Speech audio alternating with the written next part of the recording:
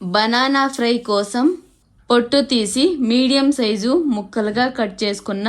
3 బనానాల్ని ఒక బౌల్లో వేసి ముక్కలు మునిగే మాత్రం వాటర్ వేసి మీడియం ఫ్లేమ్ మీద 5 మినిట్స్ ఉడకనిచ్చి వాటర్ అంతా వంపేసి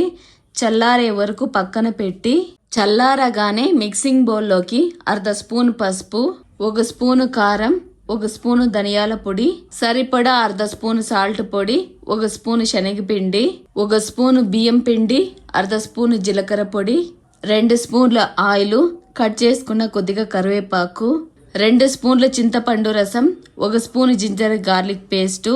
కొద్దిగా వాటర్ వేసుకొని అంతా బాగా కలిసేలాగా మిక్స్ చేసుకొని చల్లారబెట్టుకున్న బనానా వేసి మసాలా అంతా పట్టించి స్టవ్ ఆన్ చేసుకొని ప్యాన్లో కొద్దిగా ఆయిల్ వేసి